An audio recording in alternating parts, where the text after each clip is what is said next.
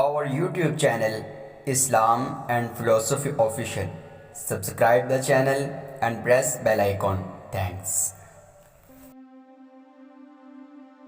السلام علیکم دوستو، آج کا ہمارا ٹاپک تیسرے عجوبے پر ہے۔ پیارے دوستو، آج سے کوئی 2200 سال پہلے کا ذکر ہے کہ چین پر شہنشاہ چی ہیوانتی حکومت کرتا تھا۔ یہ چین کا سب سے پہلا شہنشاہ تھا اور اب تک اس ملک پر جتنے بادشاہوں نے حکومت کی ہے ان سب سے بڑا بھی تھا۔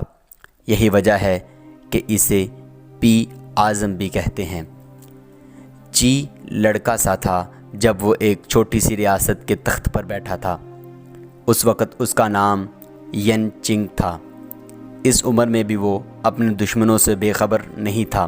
وہ جانتا تھا کہ تاتاری اور منگول ہر سال شمال کی طرف اس کی ریاست پر حملہ آور ہوتے ہیں۔ ان کے گھوڑوں کی ٹاپیں اس کے کھیتوں اور سبزہ زاروں کو روند ڈالتی ہیں اور اس کی رعایا کو لوٹ کر لے جاتی ہیں۔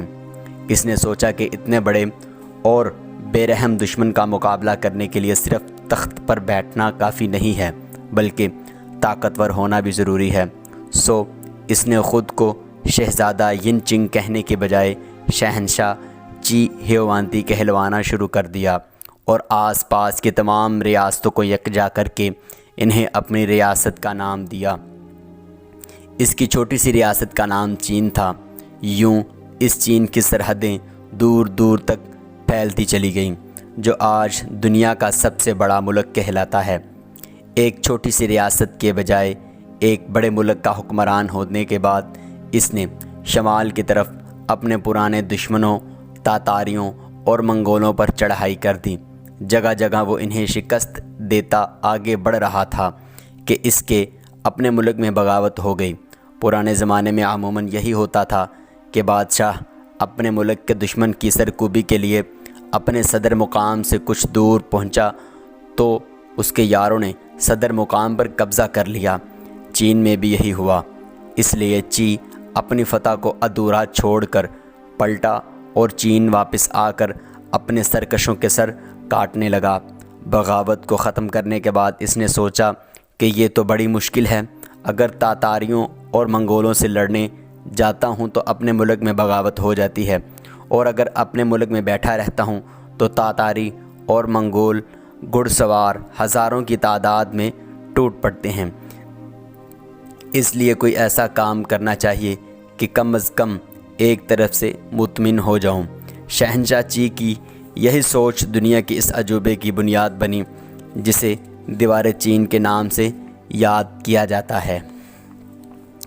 چی نے حکم دیا کہ تاتاریوں اور منگولوں کے حملے کو روکنے کے لیے میری سلطنت کی شمالی سرحد پر 30 فٹ اونچی اور 25 فٹ چوڑی دیوار تعمیر کی جائے۔ یاد رہے کہ چین کی شمالی سرحد 1000 میل لمبی ہے، یعنی ہزاروں میل پر اتنی اونچی اور اتنی چوڑی دیوار تعمیر کرنا آج اس ترقی یافتہ زمانے میں بھی ناممکن نظر آتا ہے۔ چین نے جب یہ حکم جاری کیا تو انسانوں کے پاس اگر کوئی مشین تھی تو وہ صرف ان کے ہاتھ تھے۔ شہنشاہ کا حکم تھا، سرتابی کی مجال کسے ہوتی۔ لاکھوں انسان چیونٹیوں کی طرح کام کرنے لگے۔ چین کا ہر تیسرا آدمی دیوار کا معمار اور مزدور بنا، اور اس کام کی کوئی اجرت نہیں تھی۔ شہنشاہ کے کارندے عجیب و غریب بہانوں سے لوگوں کو گرفتار کر کے لاتے اور سزا کے طور پر ان سے دیوار کے پتھر اور مسالہ اٹھواتے۔ چین کی تاریخ گواہ ہے کہ اس زمانے میں اگر ایک سرکاری اہلکار نے کسی چینی کے گھر میں کتاب پڑھی دیکھ لی تو اسے 4 سال قید بمشقت کی سزا دی گئی، اور مشقت کا یہ سارا کام اسے دیوار پر کرنا پڑا۔ ان دنوں چین کی شمالی سرحد دن رات کوڑوں کی سڑاپ سے گونجتی رہتی۔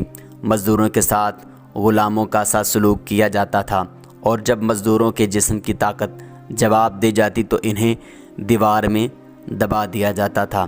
مورخین کے اندازے کے مطابق اس دیوار میں 10 لاکھ چینیوں کی جانیں گئیں، لیکن اگر اس دیوار کو گرایا جائے تو ممکن ہے کہ ان 10 لاکھ بدقسمتوں کی کھوپڑیاں اور ہڈیاں بھی برآمد ہو جائیں۔ یہی وجہ ہے کہ دیوار چین کو دیوار خون بھی کہا جاتا ہے۔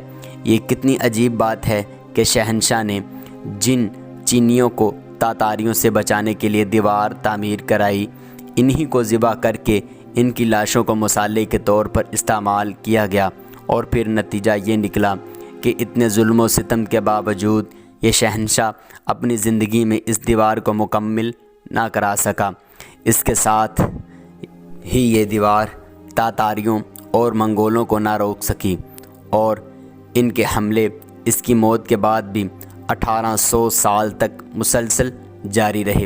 یہ عظیم دیوار چین کے شمال مشرق کے ساحل سے شروع ہوتی ہے اور مغرب کی طرف موجودہ چین کے صوبے کانسو تک پھیلی ہوئی ہے۔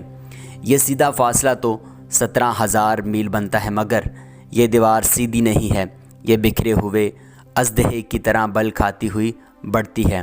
یہ دیوار اپنی صورت کے لحاظ سے پہاڑی سڑک کے مشابہ ہے۔ یہ پہاڑوں پر سے گزرتی ہے، چوٹیوں پر چڑھتی ہے اور گھاٹیوں میں اترتی ہے۔ ایک مقام پر تو وہ پہاڑ کی ایک ایسی چوٹی سے بھی گزرتی ہے جو سطح سمندر سے 7,000 فٹ بلند ہے۔ یوں دیوار چین کی اصل لمبائی 30,000 میل سے بھی زیادہ۔ اس دیوار پر 6 گھڑ سوار بڑی آسانی سے پہلو بہ پہلو چل سکتے ہیں۔ ہر 300 فٹ کے بعد پہرا دینے والے سپاہیوں کے لیے ایک مینار ہے۔ یوں اس دیوار میں 25,000 مینار ہیں۔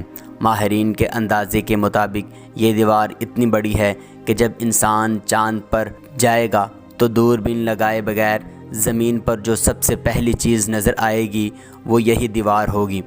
یہ ٹھیک ہے کہ اس دیوار میں لاکھوں انسانوں کا پسینہ اور خون ملا ہوا ہے۔ یہ بھی درست ہے کہ آج شہنشاہ چی ہیوانتی کو اس کی بے رحمی اور سفاکی کی وجہ سے برا بھلا کہا جاتا ہے، مگر دنیا کا وہ کون سا عجوبہ ہے جو انسانوں نے صرف اپنے شوق سے نہیں بلکہ شہنشاہوں کے حکم سے تعمیر کیا ہو اور اس میں ان کا خون نہ جذب ہوا ہو۔ کچھ بھی ہو، انسانی محنت کا یہ شاہکار آج بھی زمین کے سینے پر گزرے ہوئے زمانے کی ایک عظیم الشان تصویر کو پیش کرتا ہے۔ پیارے دوستو، یہ تھی ہمارے 7 عجوبوں کی سیریز کی تیسری ویڈیو۔ ملیں گے اگلی ویڈیو کے ساتھ، تب تک کے لیے اللہ حافظ۔ السلام علیکم ورحمۃ اللہ۔